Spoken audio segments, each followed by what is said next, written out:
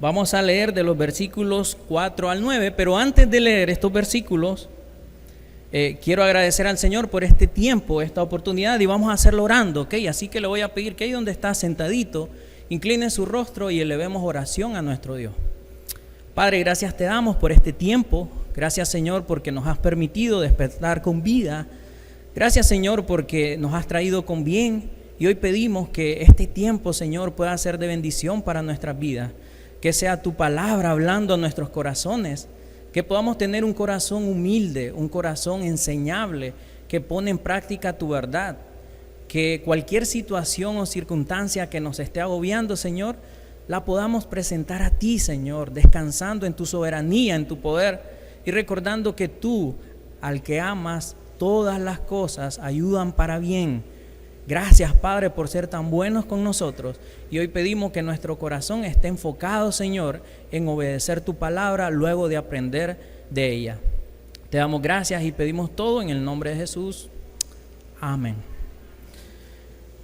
Hoy vamos a hablar de un tema que es importante. Hoy vivimos en un tiempo donde la autoridad ya no predomina.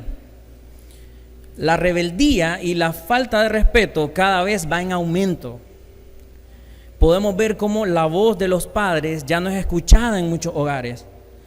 Podemos ver cómo los maestros se quejan y tienen angustia de que ya la autoridad de ellos por los alumnos no es vista igual. Ya no respetan a sus maestros.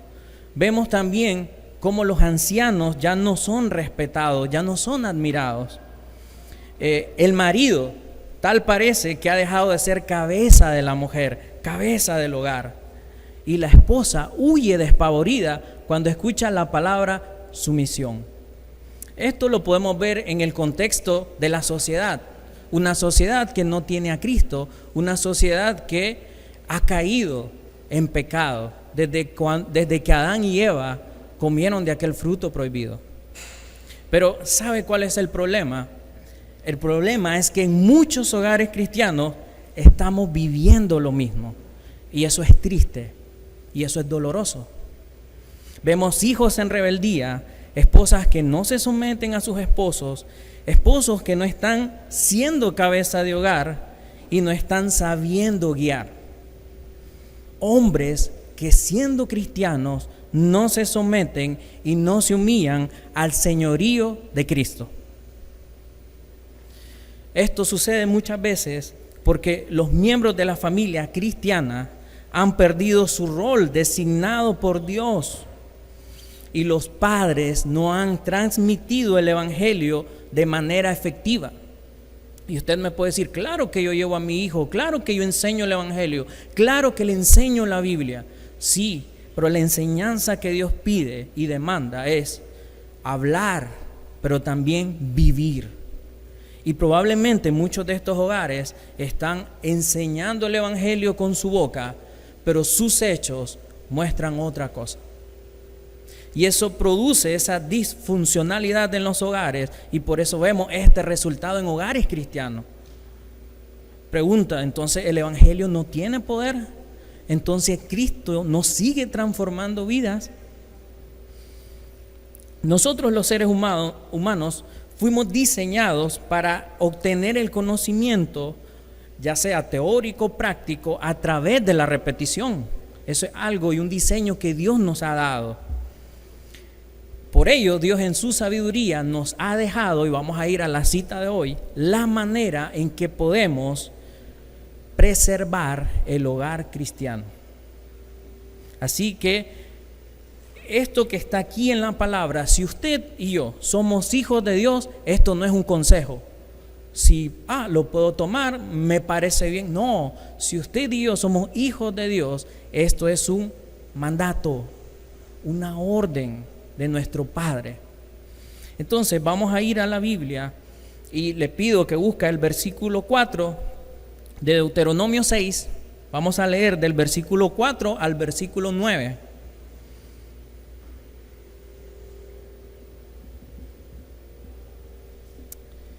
¿Lo tenemos, hermanos?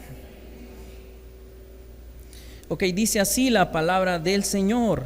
Oye Israel, Jehová nuestro Dios, Jehová uno es, y amarás a Jehová tu Dios de todo tu corazón y de toda tu alma y con todas tus fuerzas. Y estas palabras que yo te mando hoy estarán sobre tu corazón y las repetirás a tus hijos y hablarás de ellas estando en tu casa y andando por el camino y al acostarte y cuando te levantes, y las atarás como una señal en tu mano y estarán como frontales entre tus ojos, y las escribirás en los postes de tu casa y en tus puertas. Bien, vamos a ver tres cosas en este pasaje. Primero, el plan de Dios en la familia para preservar y perpetuar su legado, el legado de Dios. También vamos a ver el poder transformador y sobrenatural en este legado que Dios nos ha dado. Y por último, vamos a ver la voluntad de Dios para padres e hijos, aunque por el tiempo solo vamos a hablar de los padres, ¿ok? Como primer punto, el plan de Dios en la familia para preservar y perpetuar su legado. Si pudieron notar en el versículo, podemos ver que la responsabilidad de que este legado sea transmitido a los hijos es de quién. No es del maestro de la escuela dominical, que no está mal hacerlo, pero no es su responsabilidad. No es tampoco la responsabilidad del pastor. Es la responsabilidad de los padres. Es la responsabilidad de los padres transmitir este conocimiento. Ahora, Dios es claro, hermanos, y menciona cómo hay que hacerlo. Cuando te levantes, cuando te acuestes, por el camino. Esto muestra una intensidad, algo intenso. No sé si a usted le ha pasado que está en las redes o en alguna otra anuncio o buscando Google o lo que sea, y de pronto le comienza a salir un anuncio una y otra vez. Y dice, ¡ala, qué intenso! Si leemos el pasaje, Dios está siendo intenso, pero Él tiene una razón para hacerlo. Debemos entender entonces, como padres, tenemos la responsabilidad de ser intencionales e intensos para poder preservar el legado de Dios en nuestra familia. Es nuestra responsabilidad, hermanos. No es responsabilidad del colegio, por muy cristiano que sea el colegio. No es responsabilidad de los maestros. Es suya. Y Dios va a demandarnos por eso. Es un mandato, no un consejo. Necesitamos entender que esto lo sabe el mundo y esto también lo sabe Satanás. Que la manera en que algo puede preservar con el tiempo, que algo puede ser perpetuado de una generación a otra, es la repetición. Si vamos unos versículos antes, podemos ver que Dios comienza a decir, estos pues son los mandamientos, estatutos y decretos que Jehová vuestro Dios mandó que os enseñase. Y comienza ahí y dice, para que los pongáis por obra. El versículo 1 del capítulo 6. Pero más adelante comienza y dice, para que temas a Jehová tu Dios, y dice ahí, guardando todos sus estatutos y sus mandamientos. Otra vez, guardar los mandamientos. Y más adelante dice, y oye pues, oh Israel, y cuida de ponerlos por obra. Miren, el Señor está siendo una vez más intenso en decirnos que pongamos en obra este conocimiento. 3 veces antes de decirnos que hay que amarlo con nuestro corazón, alma y mente, y después de decirnos cuántas veces en el día. ¿Por qué? Porque esto científicamente está comprobado. Miren, hay algo que se llama la plasticidad cerebral. ¿Qué es eso? No sé cuántos de ustedes quieren crear un nuevo hábito, pero vienen y llevan una semana y se cansan y ya no pueden seguir. Pues la ciencia dice, según unos estudios, que entre 21 a 66 días necesitamos repetir un hábito para que esto se vuelva permanente. Pero hay estudios que en este año han mostrado que hay gente que necesita más tiempo todavía. Sabiendo esto, nosotros podemos determinar entonces cuánto tiempo yo necesito leer la Biblia. Cuánto tiempo yo necesito poner en práctica estos mandamientos. Mire, hermano, si usted y yo solo estudiamos la Biblia el domingo, o no la estudiamos, la escuchamos, créame que no va a ser un hábito en su vida. Pregunta, ¿eso es un consejo o un mandato de Dios? Es un mandato. Y por eso es que vemos en la familia cristiana, hermano, es que está bien en el mundo, no está bien eso, pero entender que ellos vivan así, que no aman a Dios y que está como está el mundo. El problema es ver eso en la familia cristiana. Pero es porque hábitos como esto, de amar su palabra, empezar por ahí, no lo estamos haciendo. El mundo se aprovecha de eso. Miren, es fácil. Cuando usted aprendió a andar en bicicleta, le costó, ¿verdad? Claro que sí. Bueno, qué bueno si alguien comenzó el primer día y anduvo. Y qué bueno, tiene un talento buenísimo. Pero yo empecé a andar en bicicleta y me caí, me chollé, lloré. Pero ¿sabe qué hice? Seguí. ¿Por qué? Porque mi mayor deseo era aprender a andar en bicicleta. Y al final, pues, delante de mis amigos, ya puedo andar bicicleta. Pero ese era mi deseo.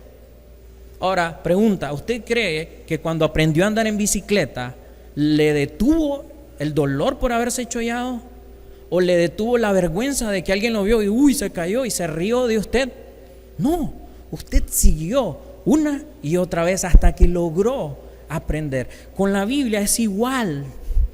Necesitamos entender que la Biblia a veces nos va a doler escuchar, que somos pecadores, que estamos fallando ante Dios, no ante el mundo, aunque también, principalmente con Dios. Pero eso no debe detenerme de venir a la iglesia, de estudiar su palabra. ¿Cuándo? Cuando me levante, cuando me acueste, por el camino. Porque como el mundo sabe esto, y Satanás también, entonces Satanás se aprovecha. Y mire, escuche bien, y esto lo estamos viviendo hoy. Si usted no cumple como creyente su rol de llevar los mandatos de Dios a sus hijos, primero a su vida y luego a su hijo, el mundo ya está haciendo su trabajo y Satanás también. Satanás está bombardeando por las redes, por la tecnología, por las amistades del mundo a sus hijos.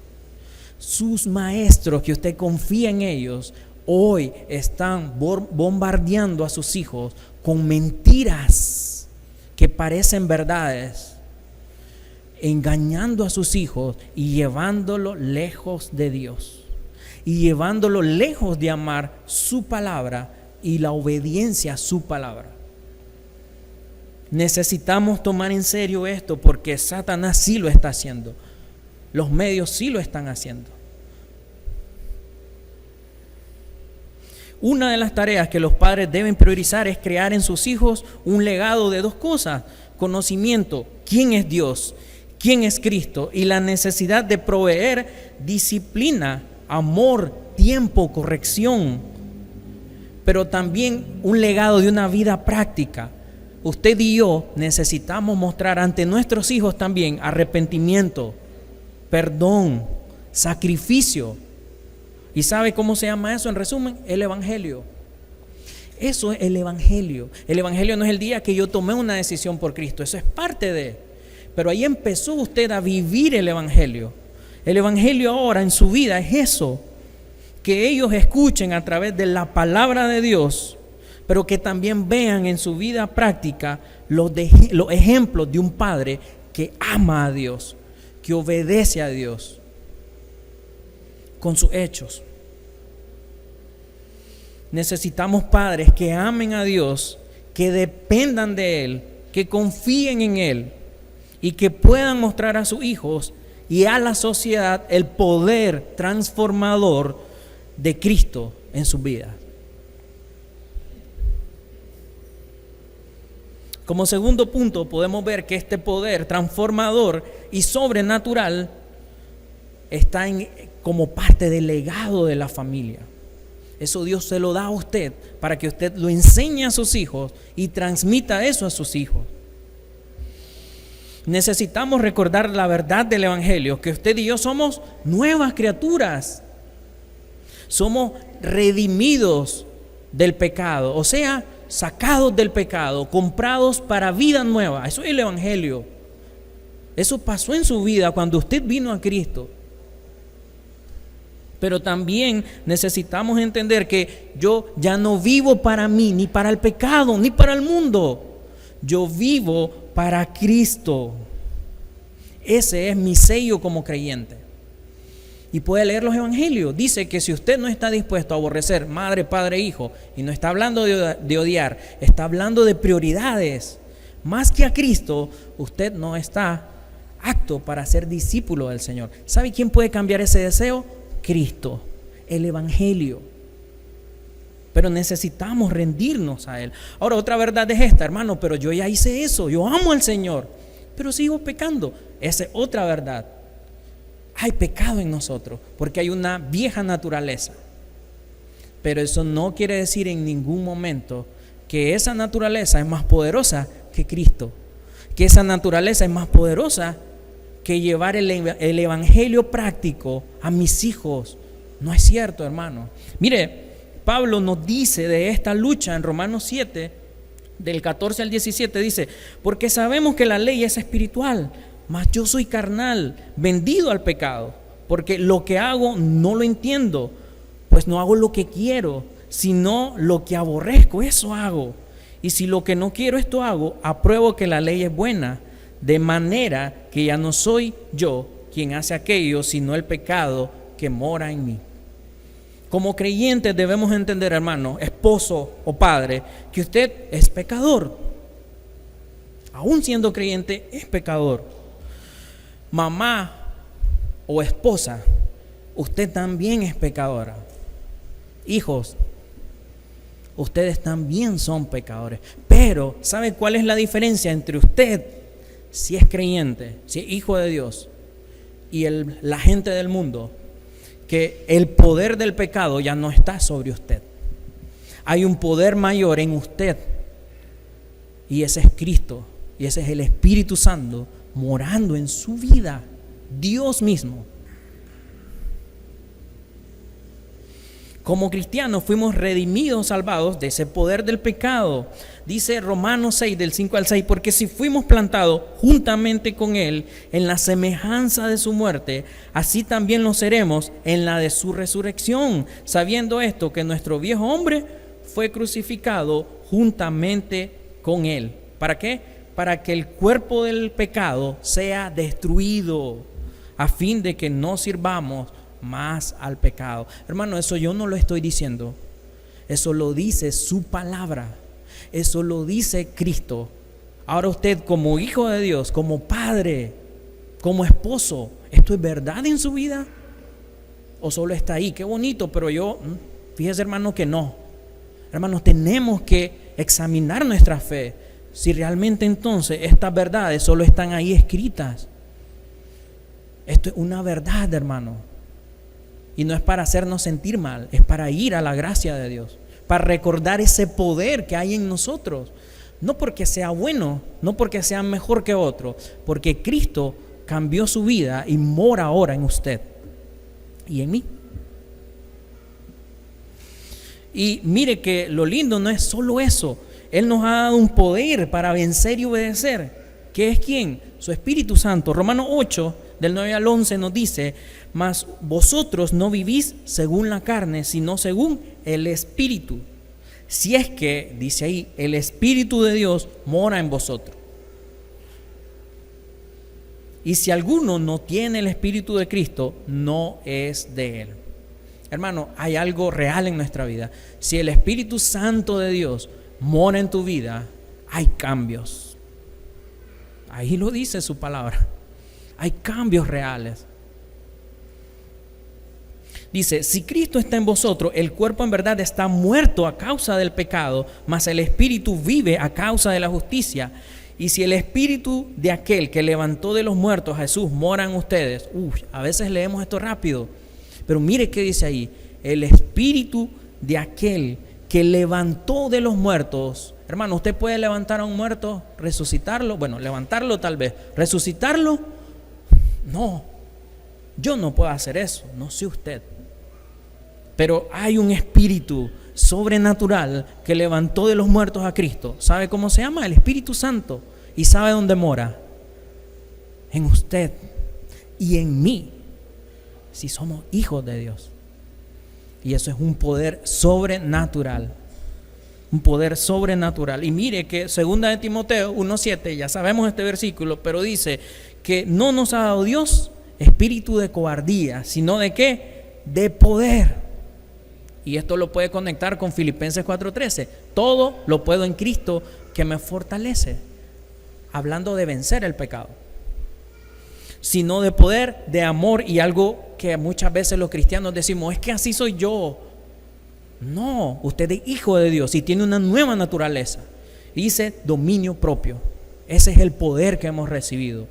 Poder, amor y dominio propio. Hermano, yo no sé si eso no le da gozo, pero eso es increíble. No podemos decir hoy que no podemos dejar un legado en la familia y en los hijos de nuestra familia. Claro que sí. Hermano, no tenemos excusa para preservar o perpetuar una vida libre del poder del pecado. Sí podemos en Cristo. Usted y yo no tenemos excusa para dejar el legado del Evangelio a nuestros hijos y la próxima generación. Ya no tenemos excusa, hermano. Tenemos poder para hacerlo. La pregunta es, hermano, ¿lo estamos haciendo? La pregunta es, ¿cuándo hacemos esto? Bueno, cuando usted y yo hablemos el Evangelio intencionalmente, intensamente, y vivamos el Evangelio, cuando estando en la casa, andando por el camino, al acostarse y cuando te levantes. Si usted y yo no hacemos eso, tranquilo, Satanás está haciendo su trabajo. Y por eso es que Dios habla con urgencia, porque hoy es más fácil. Hoy en las redes sus hijos pueden ver cualquier cosa. Hoy en las redes, en la música, sus hijos están siendo influenciados por cualquier basura de Satanás. Y por eso es que usted va a ver a sus hijos cómo actúan, pero no solo a sus hijos, a su esposo. Y no solo a su esposo, a su esposa, cómo es creyente, pero no pareciera. Claro, si la mayoría del tiempo estamos invirtiéndolo en todo menos en esto, en amar su palabra, en obedecer su palabra. Hermano, debemos una y otra vez repetir estas verdades del Evangelio a nuestros hijos. ¿Por qué? Porque al final no cumplir con nuestros roles como padres y como hijos también creyentes que viven el Evangelio es pecado, pero no solo contra usted, no solo contra su esposa o su esposo, no solo contra sus hijos, sino principalmente con el que dio esta ley, Dios. Hermano, una pregunta. ¿Tiene sentido que Cristo, que murió por usted y por mí, para liberarnos del pecado y sus consecuencias, venga y le dé libertad para seguir viviendo en pecado? Por aquello que nos separó de Dios. ¿Tiene sentido? Entonces, si tiene sentido, ¿de qué sirve ser creyente? Es que me muero y voy al cielo. ¿Eso enseñó Cristo? Dígame, ¿dónde? ¿Cómo? Vea cuando Él hablaba a sus discípulos, y una vez más, el que no esté dispuesto a morir y negarse a sí mismo cada día, tomar la cruz y seguir, no puede ser mi discípulo. Ahora, ¿quién le da ese poder? Cristo mismo, un poder sobrenatural para obedecer. Lo que nos lleva al siguiente parte, la voluntad de Dios para padres e hijos, pero bueno, los hijos lo siento por el tiempo, solo vamos a hablar a los padres. Pero miren, este tercer punto habla de que Dios ha mostrado su voluntad desde el Antiguo Testamento. Para los que están durmiéndose, no, son bromas. A ver, lo ha mostrado a su pueblo. Y es interesante porque vamos a ver cómo en el Nuevo Testamento vuelve a repetir lo mismo a la iglesia, a los discípulos. Pero miremos, Dios muestra la voluntad al pueblo, que es primero amar a Dios con todo el alma, mente, corazón y fuerzas. O sea, Dios le pide todo, hermanos, todo, porque Él es bueno y porque se lo merece. Pero eso se va a ver reflejado cuando usted y yo obedecemos sus mandatos. Y si leemos otra vez la cita de Deuteronomio, no lo vamos a hacer por el tiempo, pero eso es lo que dice. Amar a Dios, alma, mente y corazón, y luego guardar sus mandamientos. ¿Cuándo? Todo el tiempo. Eso lo dice. Pero Jesús sabe eso y comienza a decirle a sus discípulos en Juan 15:10, dice esto: si guardáis mis mandamientos, permaneceréis en mi amor. Y así como yo, escuche bien, he guardado los mandamientos de mi Padre, paréntesis, ¿Cristo era santo o no? ¿Cristo era todopoderoso o no? ¿Cristo era alguien que amaba o no? Entonces, ¿por qué guardaba los mandamientos? Porque Él permanecía en el amor de su Padre, lo hacía por amor. Hermanos, si usted y yo hoy vamos a guardar sus mandamientos, va a ser un fruto de que amamos a Dios y que lo necesitamos. Jesús no lo necesitaba, sin embargo lo hizo y nos dejó ejemplo a nosotros para que a través de guardar ese amor y esos mandamientos podamos ser transformados día a día para amarle más. Una forma entonces de ver que amamos al Señor va a ser la obediencia a sus mandatos. Y Deuteronomio nos decía que tenemos que enseñar, además de obedecer, enseñar esos mandatos todo el tiempo, pero no solo enseñarlos con la boca, sino guardarlos, o sea, vivirlos. Pero ¿qué pasa? Viene Jesús y se va para el cielo, pero antes de irse está con sus discípulos. Mateo 28, ¿recuerdan? La gran comisión. ¿Y qué dice? Id y haced discípulos a todas las naciones, bautizándolos en el nombre, y ya se lo sabe de memoria, pero ¿qué le dice después de esa orden? Y enseñándoles a qué guarden. ¿Cuánto? La mitad de la Biblia, un poquito, todas las cosas que les he enseñado.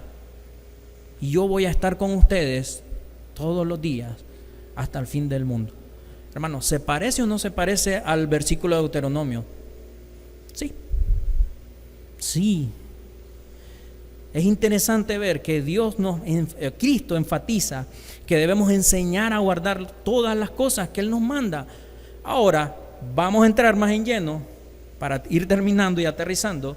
Pero sabe, cuando Jesús comienza a decir esto, en Hechos nos dice que habían por lo menos 500 personas, 500 discípulos antes de ascender. Entre esos discípulos, ¿sabe quién estaba?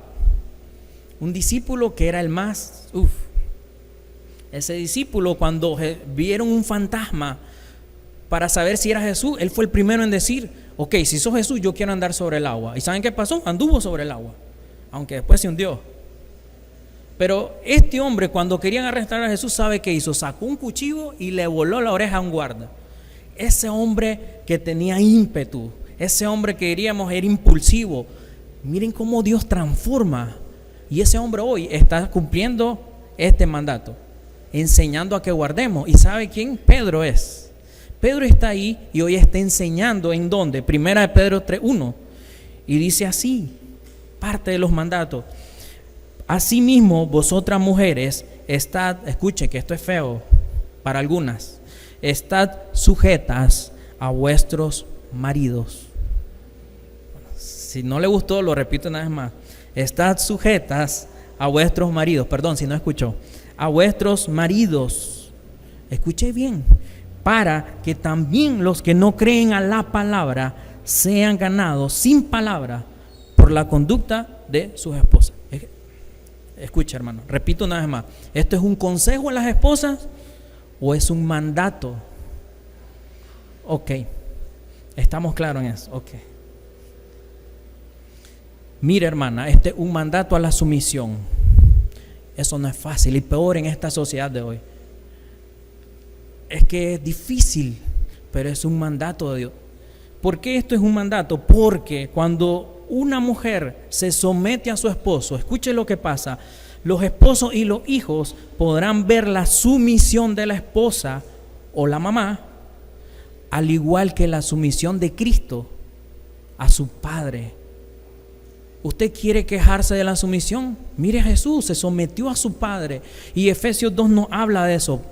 Y nos dice Pablo ahora: Haya pues en ustedes este sentir que hubo también en Cristo Jesús, el cual siendo en forma de Dios, no estimó el ser igual a Dios como algo a que aferrarse, sino que se despojó a sí mismo, tomando forma de siervo, hecho semejante a los hombres, y estando en esta condición de hombre, se humilló a sí mismo, haciéndose obediente, ¿cuándo? Hasta la muerte. ¿Y cuál muerte? Muerte de cruz. Hermana, ¿a qué se aferra usted para no someterse a Cristo? ¿A su orgullo? ¿A su valor? Pero si su valor está en Cristo, ¿qué tiene? ¿Qué tiene someterse? Si querramos o no, hoy estamos sometidos a un gobierno. Querramos o no, los hijos están sometidos a los maestros. Querramos o no, los que son empleados están sometidos a su jefe. Toda la vida tenemos que someternos. El problema es que el significado de someterse sí se ha degradado, se ha malinterpretado.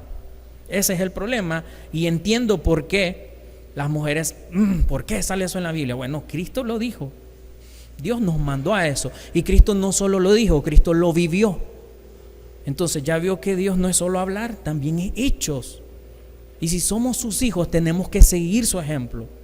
¿Es difícil? No, hermano, esto es imposible, no se puede. ¿Y cómo se puede? En Cristo.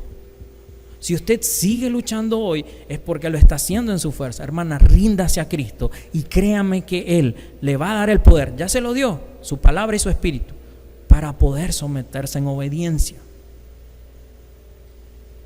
¿Cuál debe ser su motivación? Cumplir el papel de esposa que representa a Cristo, que se somete. Créame, el esposo también tiene una orden y ya lo vamos a leer.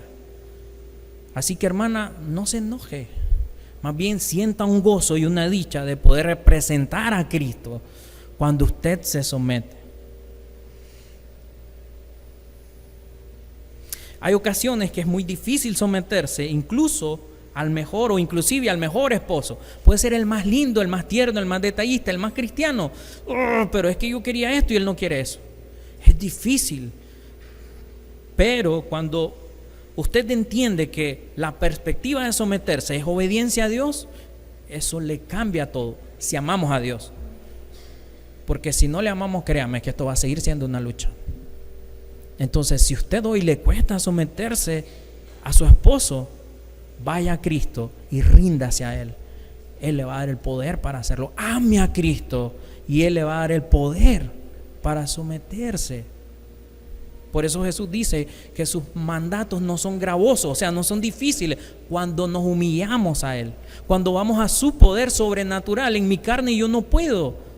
Por eso es que necesito a Cristo, aún siendo creyente.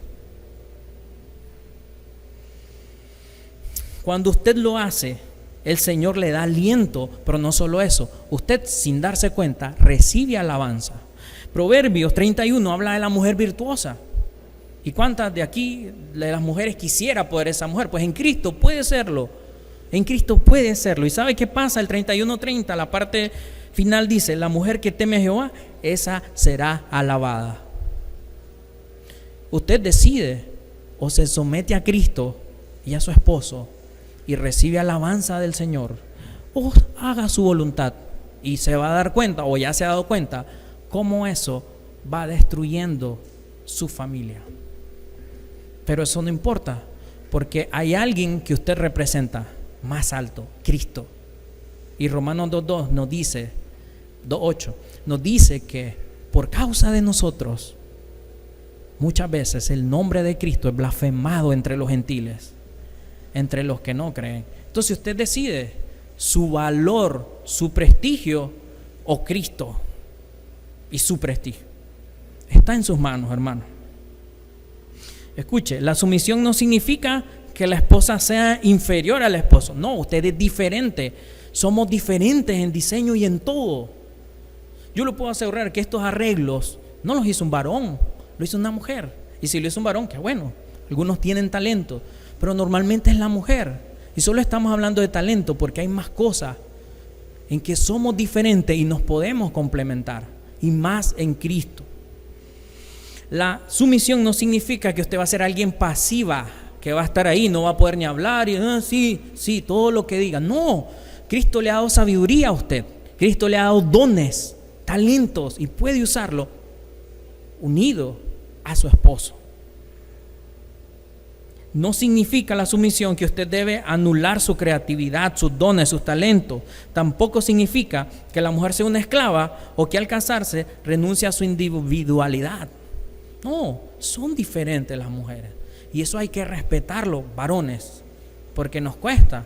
Y a Cristo, Jehová Dios dijo eso al comienzo. ¿Recuerdan en Génesis? Que por culpa del pecado el hombre se iba a enseñorear de la mujer. Machismo, pues. Por culpa del pecado. Ahora, está en sus manos, como le decía, decidir representar a Cristo bien como mujer en su sumisión o no. ¿Por qué? Porque ahora el mandato al varón es a amar sacrificialmente. Escuche bien, las esposas y los hijos necesitan ver el amor de Dios demostrado ¿por quién? Por el esposo o papá. Igual que Cristo amó ¿a quién?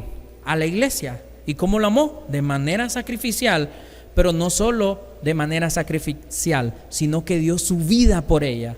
Pero no se quedó ahí. Dice que luego viene a santificarla. Por eso usted y yo estamos siendo santificados, porque Cristo ha mostrado un amor sacrificial por nosotros y nos sigue santificando. Ok, varones, eso nos toca. ¿Es fácil? No. Es difícil, porque no solo ahora vas a ver por tu santidad, sino por la de ¿quién? La de tu esposa. Es tu deber, hermano. A veces los varones, sí, no hay gente a quien discipular. Tu primer discípulo, nuestro primer discípulo se llama mi esposa. Si se casó, es su esposa.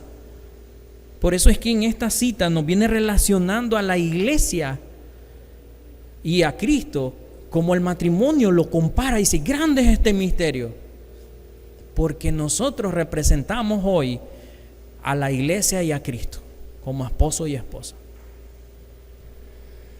Y si usted leyera con más calma 1 de Pedro 3, los primeros 7 versículos, usted se da cuenta que a la mujer solo, le habla varias cosas, pero al varón una, y le da con todo. ¿Por qué? Porque nosotros vamos a rendir cuenta de sus hijos y de su esposa, quiera o no. Y espero que cuando ese día llegue no diga, la mujer que me diste, y él te va a decir, vos la escogiste. Vos la escogiste. Dice aquí, pregunta, ¿es acaso Jesús un déspota que abusa de su autoridad para maltratar a la iglesia? No, hermanos, si sabe lo que hace Cristo, es un esposo que ama, la guía, la cuida, la protege, al punto que estuvo dispuesto a dar su vida por ella. Hermano, si usted es un hombre, un hijo de Dios, masculino, macho, usted va a amar a Dios, ¿sabe? Así, sacrificialmente, dando su vida por su esposa. Eso dice Pedro, pero también nos dice que en 1 Pedro 3:7, maridos igualmente, vivid con ellas sabiamente. Hermano, eso no es fácil, hay que invertir tiempo en ellas. Por eso es que no entiendo a mi esposa, porque no queremos invertir sabiamente nuestro tiempo con ellas.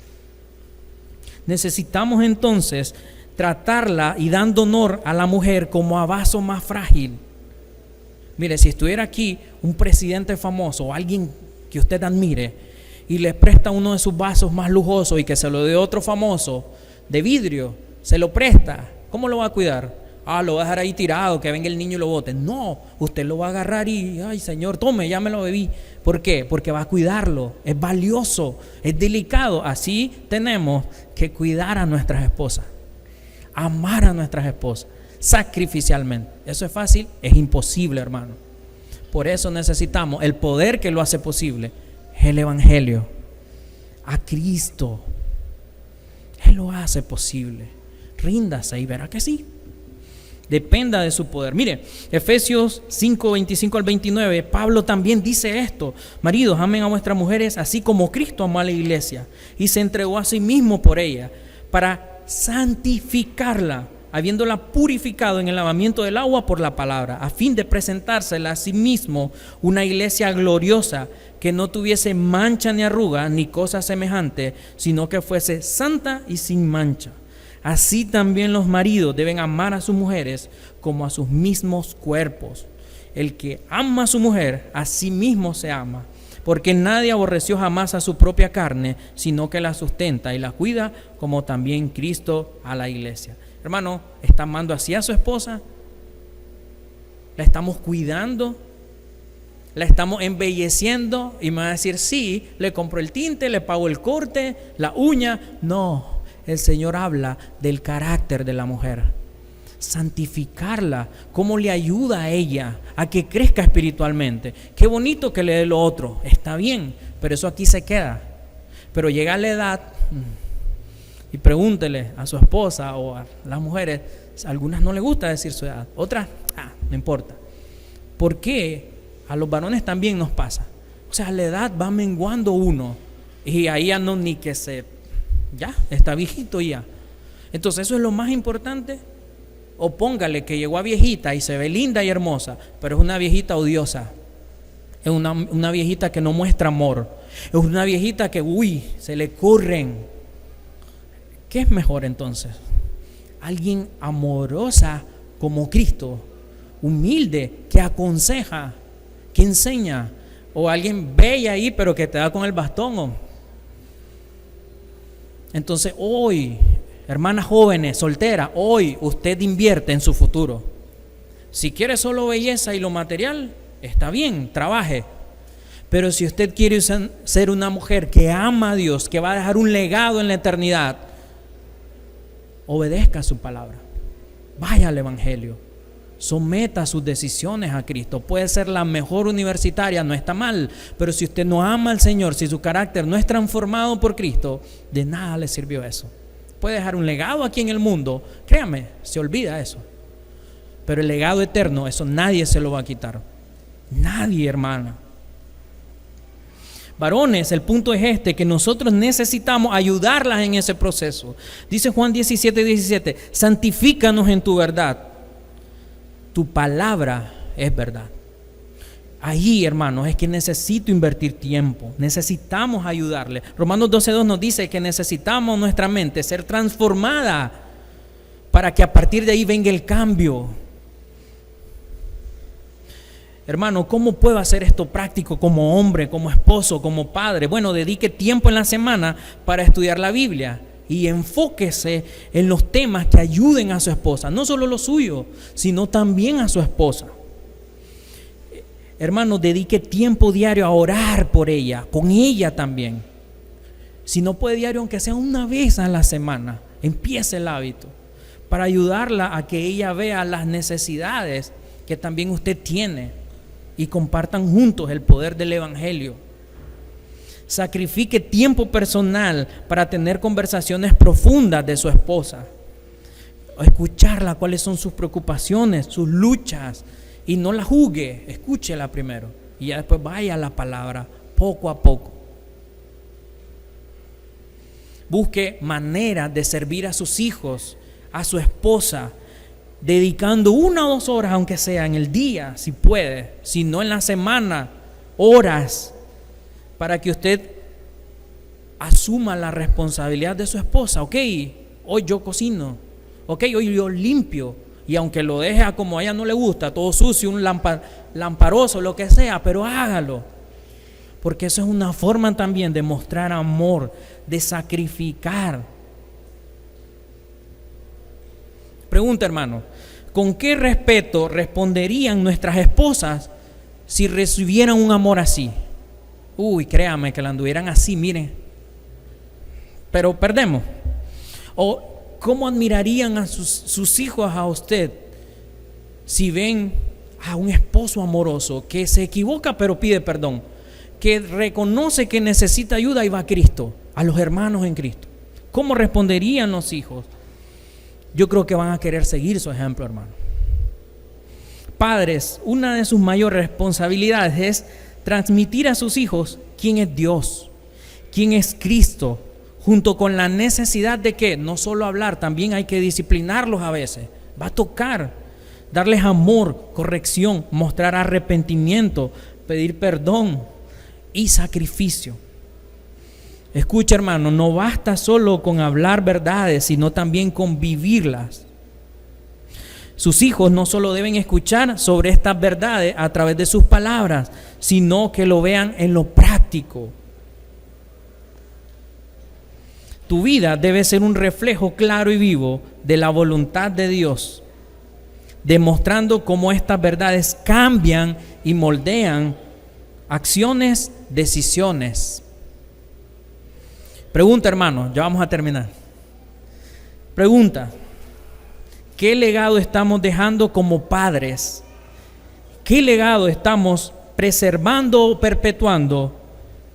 ¿Una familia que teme a Dios, que guarda sus mandatos, o una familia que solo habla y habla de Dios, pero que no vive a Dios, que no vive el Evangelio? Hermanos, necesitamos volvernos al Evangelio, necesitamos santificarnos en su verdad, necesitamos tomar fuerzas del Espíritu Santo, necesitamos ser constantes en amar su palabra, pero también a nuestras esposas y también a nuestros hijos. Las esposas deben someterse a sus maridos, los padres no provocar a ira a sus hijos, y los hijos obedecer en el Señor a sus padres. Hermanos, si usted y yo somos creyentes, tenemos que ser luz y sal. Tenemos que mostrar el Evangelio y llevar esa luz y esa sal primero a mi vida, luego a mi familia y luego al resto del mundo.